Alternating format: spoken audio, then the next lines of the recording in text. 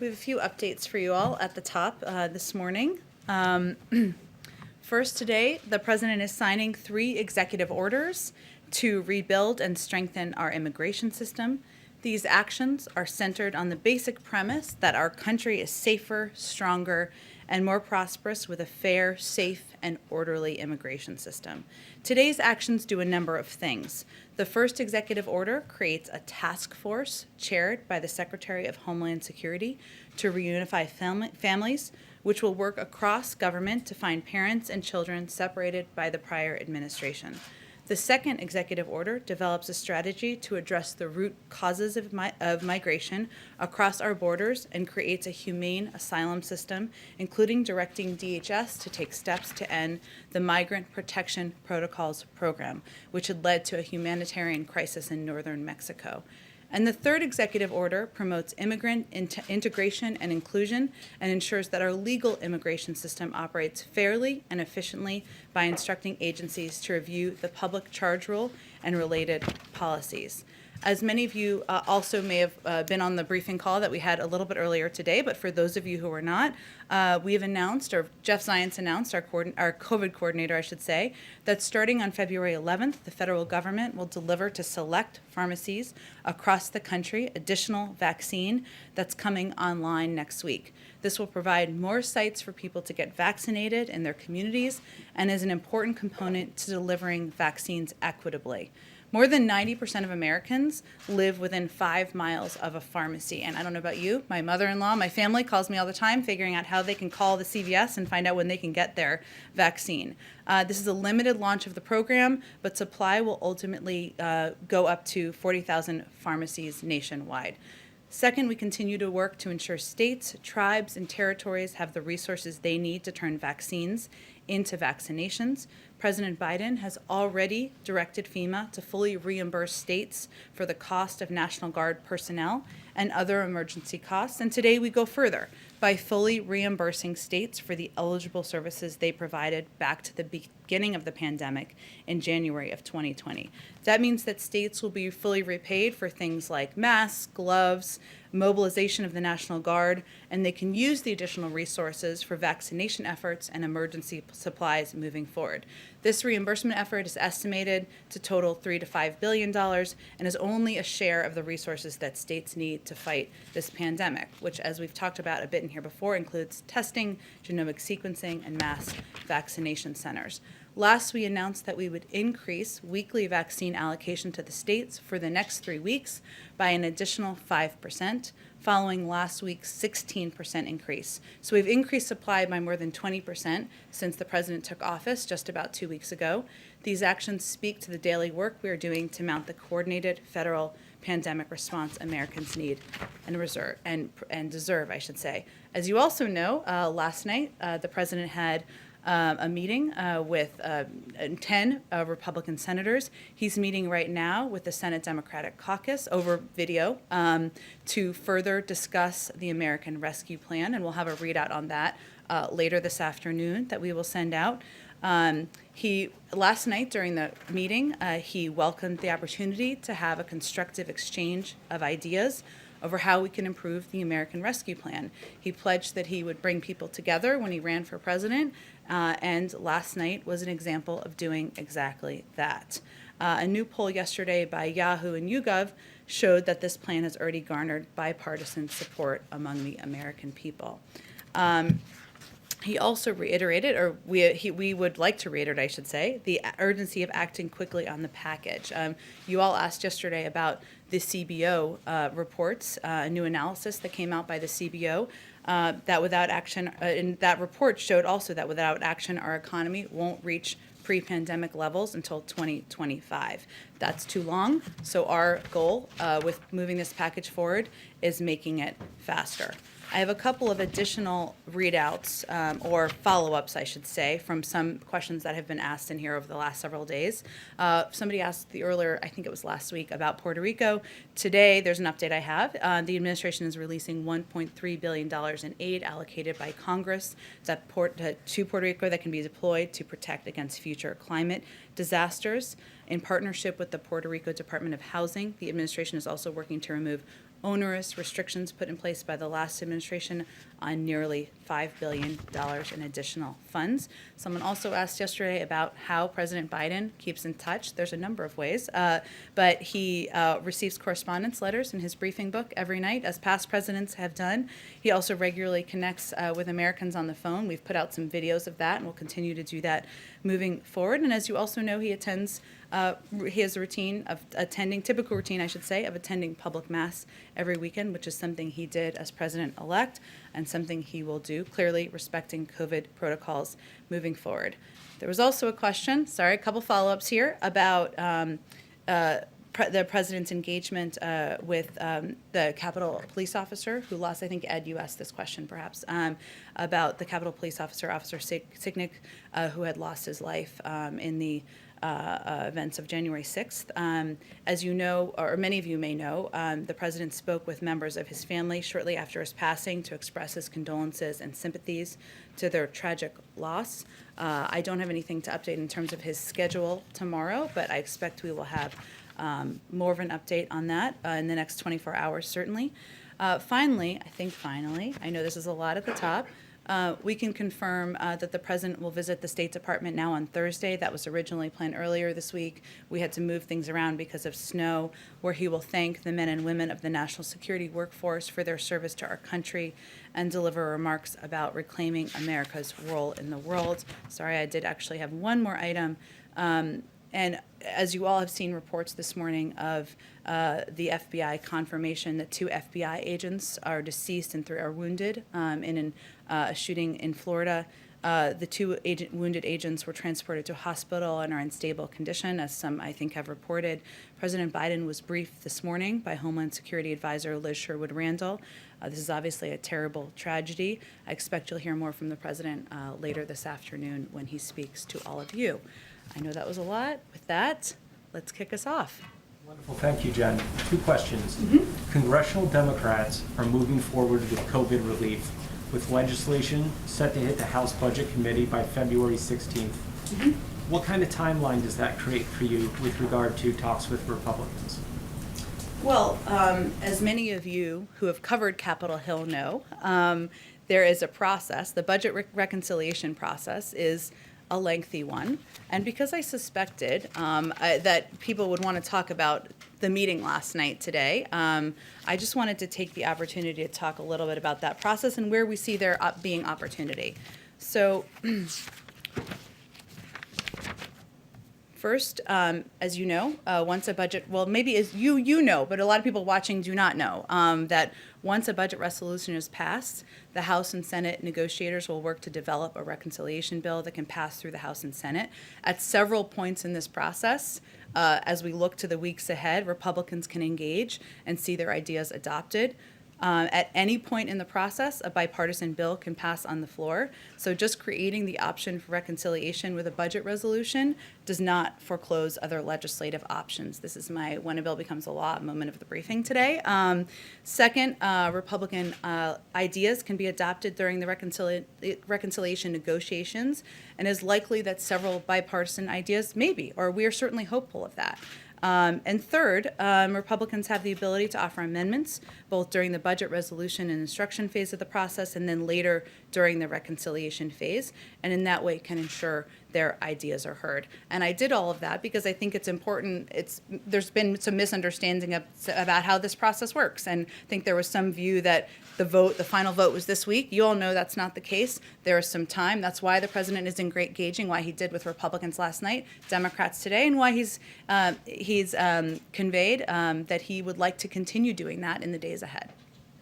Secondly, Moscow court sentenced Alexei Navalny to prison for 2.5 years for violating his probation for going to Germany to recuperate from being poisoned.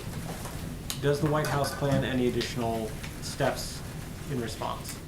Well, Josh, you may not have seen this because I think it just came out, but Secretary of State Tony Blinken put out a statement in response to the sentencing. I will just let me reiterate some of the pieces from here. We are deeply concerned by Russian authorities' decision, I should say, to sentence opposition figure Alexei Navalny. Like every Russian citizen, Mr. Navalny is entitled to the rights provided in the Russian Constitution, and Russia has international obligations to respect equality before the law and the rights to freedom of expression and peaceful assembly. We reiterate our call for the Russian government to immediately, unconditionally release Mr. Navalny, as well as the hundreds of other Russian citizens wrongfully detained in recent weeks for exercising their rights. I will say so to your specific question. There is an ongoing review. We announced, I think it was early last week, of a number of the reported or concerning actions, I should say, by the Russian government, which includes the treatment of Alexei Navalny. It includes a full assessment of the SolarWinds hack. It includes a review of the reports around bounties on troops. And it also includes reports of an assessment of engagement in the 2020 election. That's an ongoing review by the National Security Team. When they conclude that will launch, a policy process to determine what steps we will take from here. Go ahead. On the relief bill, Democrats are obviously moving ahead with this process. You all are still hopeful that you can get bipartisan support, but you've also made it clear that you're not going to slim down this bill significantly. So where right now is the greatest potential for compromise to try and achieve that bipartisanship? Well, you're right, Mary, that I think, and this was evident in the discussion last night. It was, as we said in our readout, and I think as Senator Collins also said, it was civil, it was constructive. This is how democracy should work. We should be engaging. Democrats and Republicans should be engaging with each other, but there certainly is a gap between where we are and where the Republican proposal that was discussed last night was. There are some, bottom lines, I think, the president has, which he has conveyed in the meeting last night and reiterated to us this morning, which is, to put it simply or accessibly for people, he believes a married couple, let's say they're in Scranton, just for the sake of argument. One is working as a nurse, the other is a teacher making $120,000 a year, should get a check. That's in his plan. In the plan presented by Republicans, they would not get a check. And his view is that at this point in our country, when 1 in 7 American families don't have enough food to eat, we need to make sure people get the relief they need and are not left behind. As was also a part of our readout last night, there was a discussion, there's some technical follow-up where there's opportunity to discuss issues like small business, issues like COVID relief. I'm not suggesting a reduction, I'm suggesting how to do it effectively. And those technical discussions at a staff level will be part of what's ongoing over the next couple of days. But the president's bottom line is that this is a package. The risk here, as he has said many times, is not going too big, it is going too small. That continues to be his belief, and that's why he supports the efforts by Leader Schumer, and Speaker Pelosi to move this package forward. If I can ask a question on impeachment. The impeachment managers have now laid out their case. Trump's team is leaving open the door, it seems, to arguing election fraud in the trial, to repeating the false claims that somehow Trump won the election, those same false claims that fueled the riot. Is this administration concerned that the former president's defense could incite further violence? Well, certainly watching reactions in the country, watching the potential for violence is something that we will do closely from the White House across the country, no matter what prompts it, and that's something we will certainly keep an eye on. But I think in this case, as you know, there have been dozens and dozens of court cases that have been debunked. The President of the United States is sitting in the Oval Office, engaging and governing the country, and obviously we have moved forward even more than we were prior to the inauguration in proceeding and delivering on what the American people decided on in November. One quick one on immigration. Some reform advocates have criticized these actions for being reviews of certain programs, like the Remain in Mexico program, rather than cancellations. Why review and not reverse some of these programs? Sure. Well, part of our effort, Mary, is to assess the damage that has been done by the policies that were put in place by the prior administration. We want to act swiftly, we want to act promptly, but we also need to make sure we are doing that through a strategic policy process. And the president's commitment to immigration is indicative in the fact that he announced an immigration bill his first day in office, and that he has signed and after this afternoon, a number of bills to overturn the immoral actions of the prior administration, but we want to ensure that our team, led by the hopefully newly confirmed soon, maybe right now, Secretary of Homeland Security, has the ability to review the process and policies and make sure he's putting the right ones in place. Do you have a sense of timing for these reviews, when the task force on reunification, for instance, may actually put out their first findings? We do, and it's important to us that there are markers to give updates to the American people on this and many other issues. So there will be a report issued within 120 days, and then every 60 days thereafter on the progress being made. As I think you all know from covering this issue, this is very difficult. It's emotional for a lot of people for understandable reasons. And we need to find out first where all these kids are and figure out where their parents are. And so we are starting at square one here, but our team wants to ensure that we are providing an update on what progress we're being made, how it's going to be approached, and what the task force will be able to get done.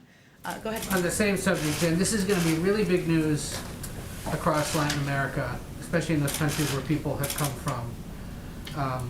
What is the Biden administration's message to people who may see this in the news in the next few days and think, oh, they're changing the policy, now might be a good time to go north? Well, the message continues to be what it has been, and I appreciate you asking the questions because it is confusing as we take a lot of these steps forward. One is that this is not the time. We want to put in place an immigration process here that is humane, that is moral, that considers applications for refugees, applications for people to come into this country at the border in a way that treats people as human beings. That's going to take some time. It's not going to happen overnight. Obviously, we have a bill that we are hoping will be able to move through Congress.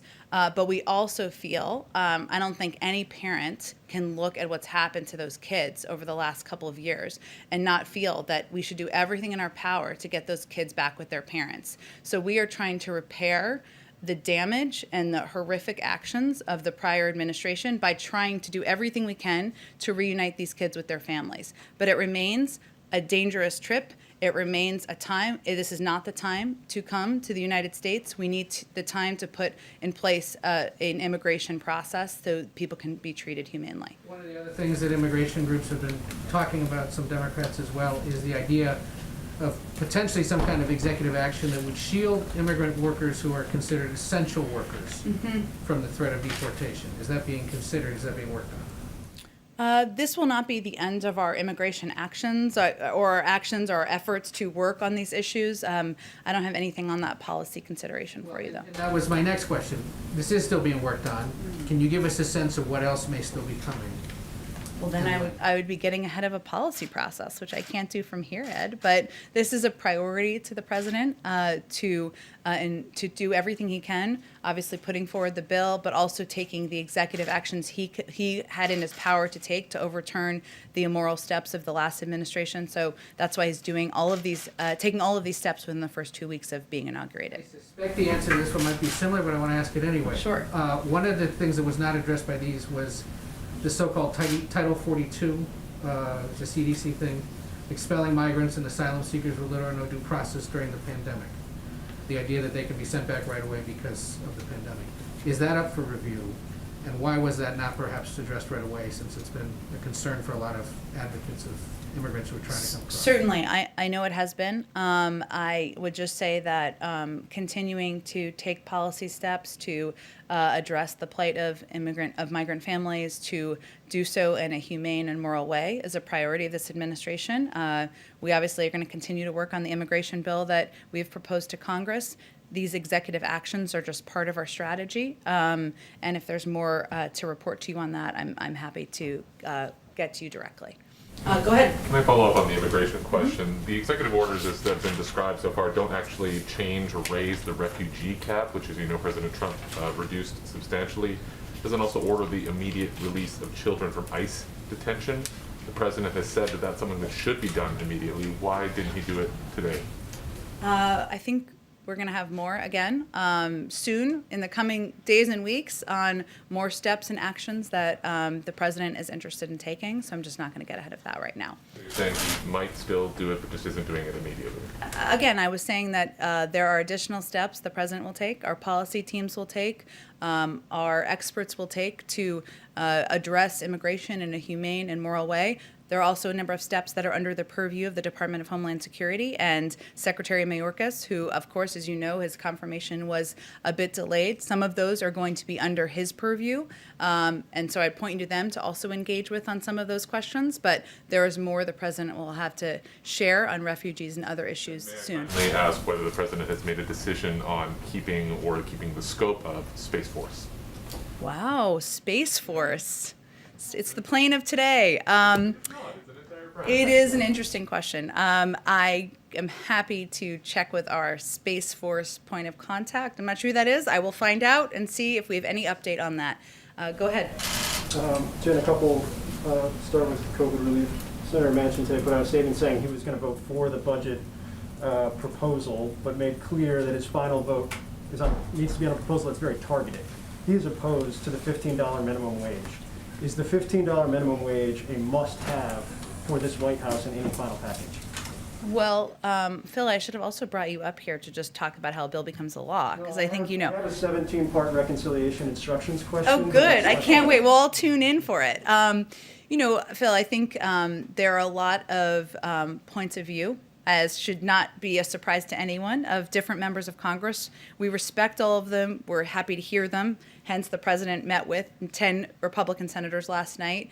But we're not going to negotiate from here or, frankly, in public about what is going to be in and out of the package. We want that to work through the legislative process. Sorry, that is ongoing now. And then on the meeting with the Republican senators, you said the word reiterate. I think in the statement last night had the word reiterate 3 separate times. Like, it's very clear where we like that word. It's a good word. It's a solid word. But it underscores that your guys' position is firm. Mm-hmm. And so I guess my question is, you're talking about staff talks on technical details. Is that basically the ball game right now in terms of the bipartisan talks? Like, they can tweak things on the technical side. There are pieces if they want amendments. But broadly, this is what it is, and it's moving.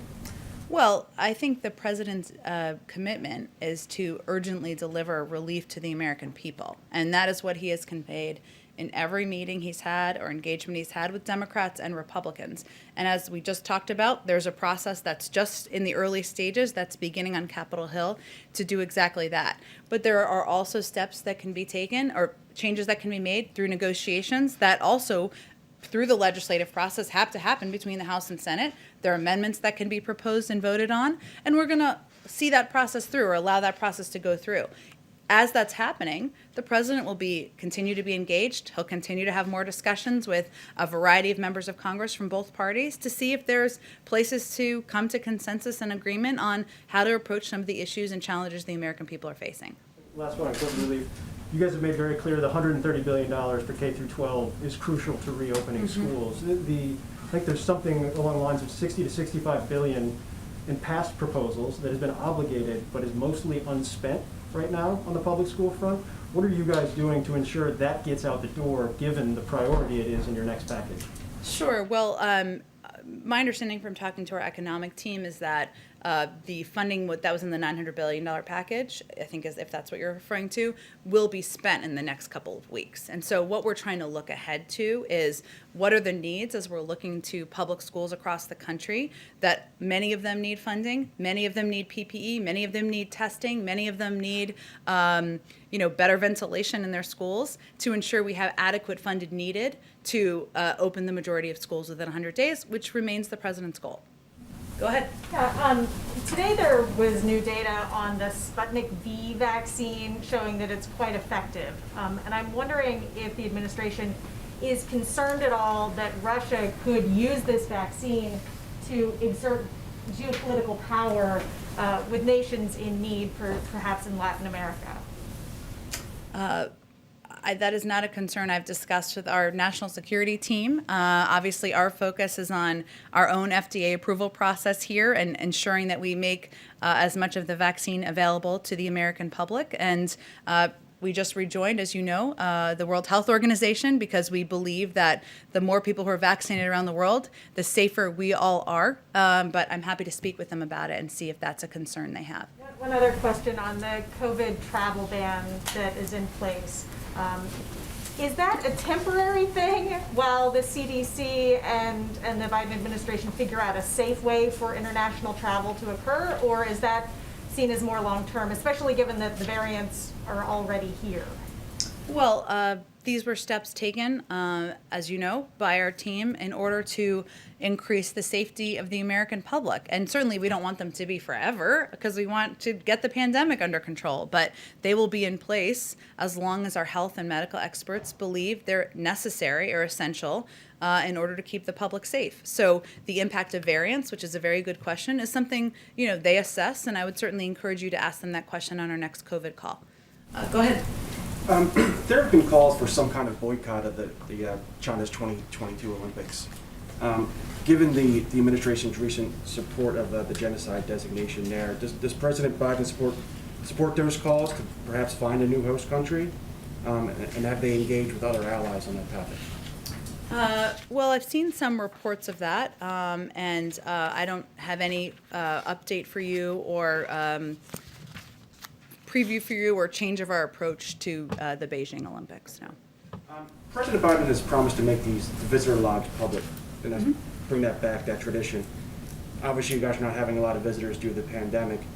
To the extent that these calls are taking on virtually, is there any talk about a virtual visitor log or some kind of transparency on how those virtual meetings are being disclosed to the public?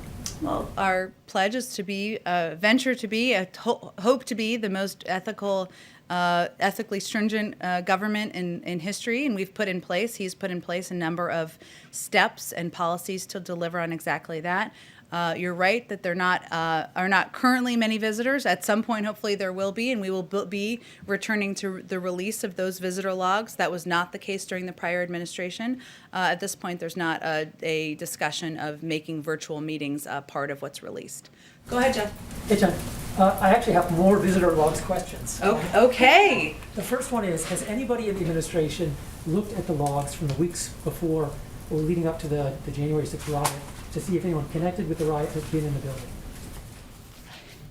You are not the first person to ask this question. It's a very interesting one, or newsworthy one, I guess I should say. I have not had a chance to talk to our team on whether we even have access to those logs. I mean, we obviously know what information is put in from visits, people who come to visit, and we have the ability to release that over the coming months. I'm not aware of an assessment of that, but I will also ask our team if we have access to them or if there's a plan to look at them. When you get back to releasing, I know under Obama they came out on like a monthly basis a few months after the date of effect. Mm-hmm. If it's possible, would you release them for the prior administration? Because there are a lot of people coming in and out of here where the public would only learn through a random media report or a camera got a picture. I'm not even sure if it's technically possible. That feels like the first question. So let me talk to our technical gurus and see what I can find out. And just one more technical thing, if you don't mind. The first impeachment, there was a lot dealing with a foreign leader call by the president to Ukraine. Is that system still intact where there's notes and records of foreign leader calls, and is anybody on NSC or anybody else looking at those? From the prior administration? Yes, like the file past foreign leader calls by the predecessor of the president. I am not aware of an assessment of those, Jeff. I think our focus is on our foreign leader calls the current president of the United States is making to global leaders in an effort to rebuild our place in the world and work on some diplomacy. Katie. Hi, I just have another question on immigration. On the Family Reunification Task Force, can you talk, I know you said you're at square one, but can you talk a little bit more about the work ahead in finding some of these kids? I think the current number, it might be higher, you can correct me, is 600 or some. And I'm also wondering if you can talk a little bit about how officials are going to evaluate cases to determine whether the families will be reunited in their home countries or if they will be allowed to stay here.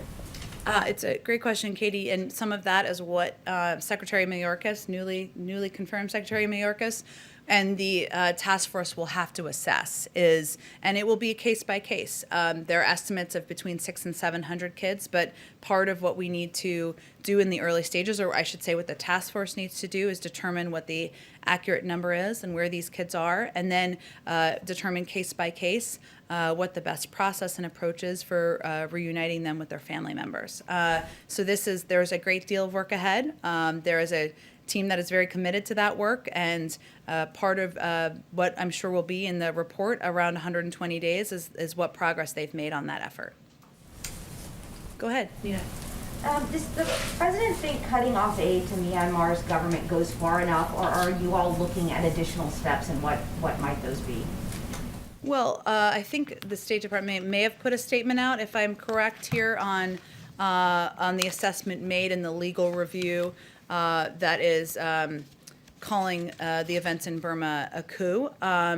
So, and as you also know, and we talked about it a little bit here yesterday, but there was a releasing of there was some sanctions relief over the last several years because of steps that the government had taken toward democracy.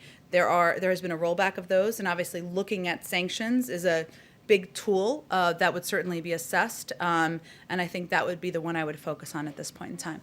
We haven't heard the president, we haven't seen a readout of the president talking to President Xi, and I was wondering if there's something scheduled or when that might be. It's been a couple weeks?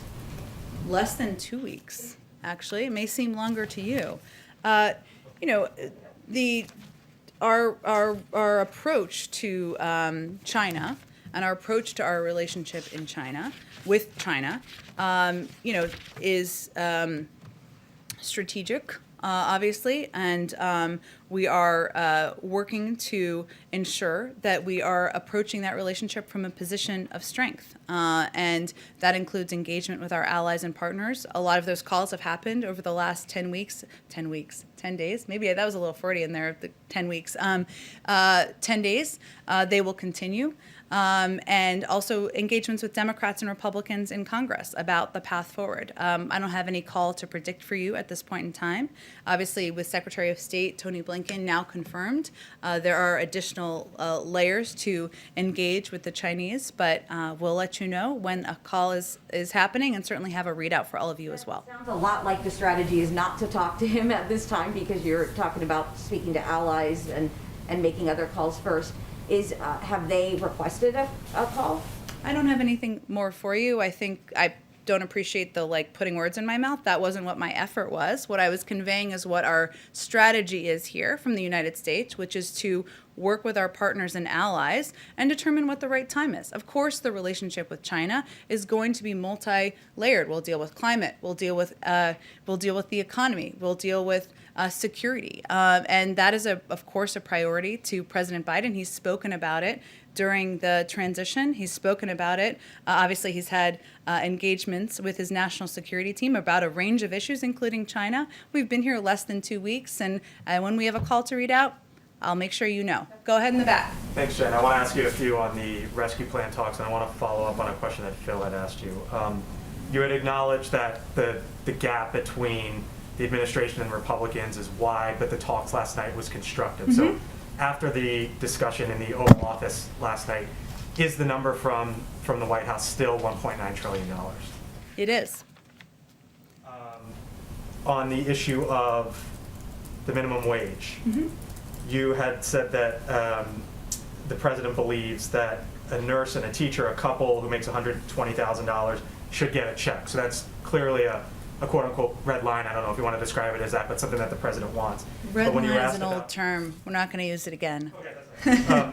But when you were asked about the minimum wage, you said you're not going to negotiate from here and you want to work through that. So it seems as if the president might be open to dropping the minimum wage from the bill. Is that a fair I know there's assessment? a lot of appetite for what is going to be negotiated and out of the bill. I totally get it. This is a big topic of interest, but what I was just conveying as an example is that ensuring those checks are in the hands of Americans is a top priority for the president. I wasn't taking in and out things in the bill. That will be a negotiation that will happen through Democrats and Republicans in Congress. Obviously, the reconciliation process has just started. There are many opportunities space for Republicans to offer amendments. There's a whole negotiation that's going to take place, and the president will continue to be engaged with members of both parties through that process. And on the issue of Senator Manchin and his statement today, he talked about how he would like to see something targeted. He said, let me be clear, and those are the words I shared with President Biden, our focus must be targeted on the COVID-19 crisis and Americans who have been most impacted by the pandemic, his quote.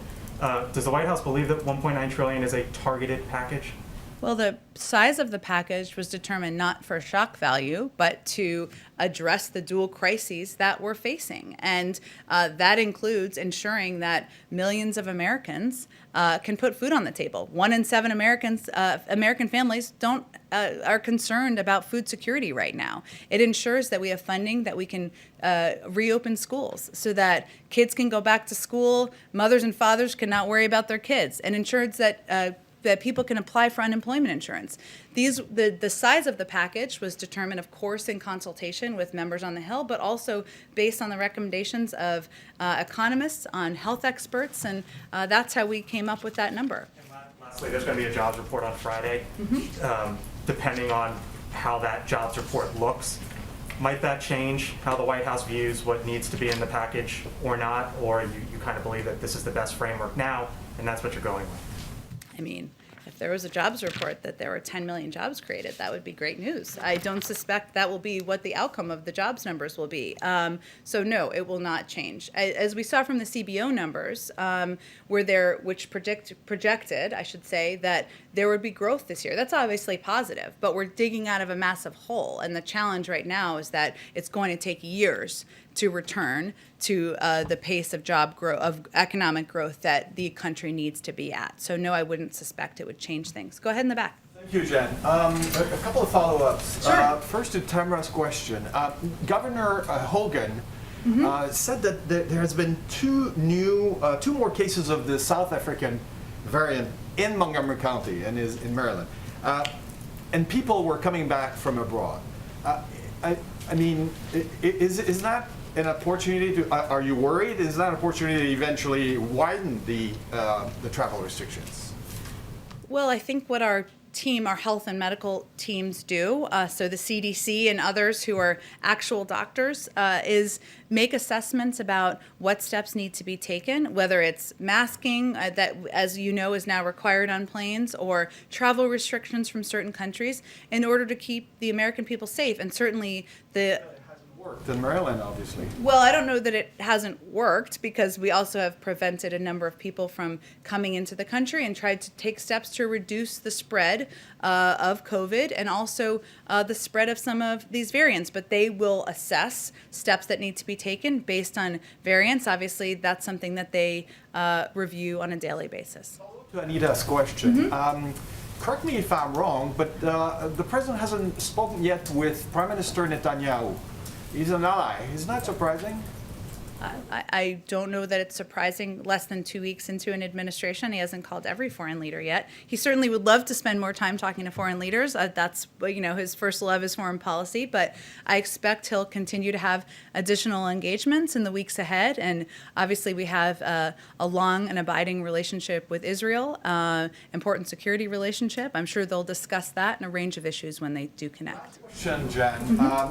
Since Bill Clinton, President Clinton and President Obama made Canada the destination of the first trip, can we expect the same thing from That was a very creative way of asking the first foreign trip question. I don't have anything to preview for you in terms of where the president will travel on his first foreign trip. I'm as eager as you all are. I love foreign travel. I will remind you that his first call was, of course, to the Prime Minister of Canada. So that is certainly affirmation of the importance of the relationship.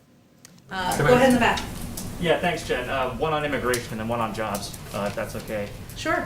So the president's third executive order, as I'm reading it, restoring faith in our legal immigration system and promoting integration of new Americans. Should visa applicants in the K-1, the student E-2 visa program, should they take this as a sign that they'll be granted travel waivers to return to the United States? I know you were asked about that last week. Yeah, I was, and it is still under review. Obviously, as we talked about a little bit last week, or I don't remember if you were here that day, but But it was a question someone else asked, and married couples, as you know, are able to travel. There was a review of students and of couples who were not married. That review hasn't concluded yet. And then on jobs, given that Mayor, I guess now Secretary Buttigieg has been confirmed, when can we expect to see a detailed infrastructure plan given the potential for new job creation there? Well, we're going to officially invite Secretary Buttigieg to come to this briefing room and talk to you all about it whenever he has that to discuss, or even before then. He has been obviously working on getting confirmed, but I know he's eager to get to work, and we'll see when he has more specifics to lay out. Good. The announcement today with respect to the vaccine, equity is a big part of that. Yes. You've been rolling out that previously. To what extent is international equity factoring in? Right now, the orders you have add up, if they all come through, which is admittedly a big if, to quite a bit more than the U.S. would need. What would you do with all that? And are you concerned that you might be boxing out less wealthy countries from getting earlier access to the vaccine? Well, that's certainly not our objective. The president's objective is to have as many vaccines. As you said, there's a lot of factors that could happen here that could prevent this from happening exactly as we've planned it. Freezers can break, trucks can break, snowstorms, as we've seen this week. We're fully aware of that. May our problem be that we have too many vaccines to put in the arms of the American people.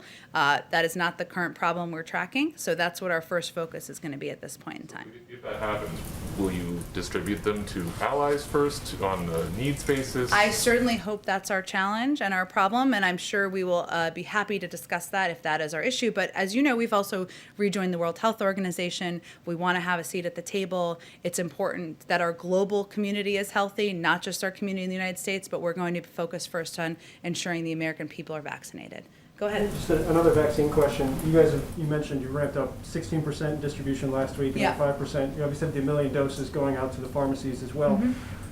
Jeff was talking about how this is a ramp up of Moderna and Pfizer. What kind of visibility are you getting into what's coming? Like, did you know the 15% was, or 16% last week was coming? Did you know the 5, like, how long in advance do you know? Did we know we could plan to announce the new? Actually announce things and kick them into gear. Yeah, well, we're working on trying to be able to have that ability and that assessment. And as governors, I'm sure will tell you, or have told many of you, that's also what they're looking at. So we're trying to get to a place where we know what's coming, so governors and local officials know what's coming to them, and they can assess where to distribute it in their states. The process is at the early stages, but our goal is certainly to have an understanding of when we'll be able to ramp up distribution to states. So, like, on something like today, how many days ago did you know, okay, on Tuesday we can announce that on February 11th we've got 1 million doses going out to pharmacies?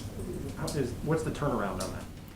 Well, that particular announcement has a couple of components, right? It's of course engagement with states and governors, and engaging with them is pivotal, but also with pharmacies and ensuring that they're able to do it. I mean, if you log on to CVS to do an appointment to get a flu shot, you want to know that the system is going to work. So there are a lot of steps in the process. I'm not sure how many days in advance we knew that it was full to go. Not many, but it takes a great deal of coordination to make sure governors are feel comfortable with the announcements being made, that we're fully coordinating with them, that they can explain to their public that, of course, pharmacies are just a part of what we're doing, right? It's not, 1 million doses is a lot. It is not going to vaccinate the entire country. We're going to ramp that up. So that leaves some onus on them to be able to communicate where where people can also get their vaccine. So that coordination is key as a part of it, several components in this one, but we don't usually sit on these announcements, so I don't think that long. Go ahead. Jen, Senator Schumer just came out and said that he had a, quote, really good lunch with the president and Secretary Yellen. He also said that the president told Republicans last night that the $600 billion was way too small. Does that track with with your understanding of what he actually said to them last night? Yes. I mean, the president has been clear that our risk is not having a package that's too big. It's having a package that's too small. And there have been public proposals, of course, by these senators and by others to split the package, to do a smaller package, and his view is that there are key components and funding that would be needed in order to ensure that millions of people have checks, in their hands, that we ensure people are getting those $1,400 checks, that we ensure that we are properly funding schools to reopen, that people can, that we have the funding needed to get shots in the arms of the American people. So that is not a cheap endeavor, and one that, but those key components are all a priority to the president. Go ahead, Anita. I just wanted to follow up on the meeting last night. In the readout, and all that we've heard is about the relief bill. Did any other issue come up? It was quite a lengthy meeting, couple hours. I wondered if the president brought up anything, or if the senators brought up executive orders or other policy issues, or was it solely focused? It was focused on the American Rescue Plan, and they had a robust discussion about it. I don't have any more of a readout for you than what we provided last night. I know that, I think it was happening as we came out. I know it's happening right now, so I don't actually know, but we will put out a readout of it afterwards. And the goal was just to discuss the bill, Yeah. but nothing else. Exactly, that was and obviously people can raise what they want to raise. I'm sure Democratic senators will share with all of you what they raised, but the focus of it was to discuss the American Rescue Plan, the path forward, and the imperative of moving it ahead. Go ahead in the back. Oh, go ahead. Oh, sorry, go ahead. Okay. Is there any plan or date set for the president to address a joint session of Congress? And are you guys already working on his address? And is selling the American Rescue Package part of that, and in what way? Not yet and not yet to the first two questions. And it really depends on the timing. Of course, there's urgency, as you've heard the president say and all of us say, in moving this package forward. I think, as he also said in his primetime address when he announced the American Rescue Plan, he also has plans to announce a Build Back Better agenda, and our plans would be to do that once we are at a point where it's that can be the next priority. So it really we don't have a date yet, and depends on when that date is and what the focus will be, and not working on it quite yet. Go ahead.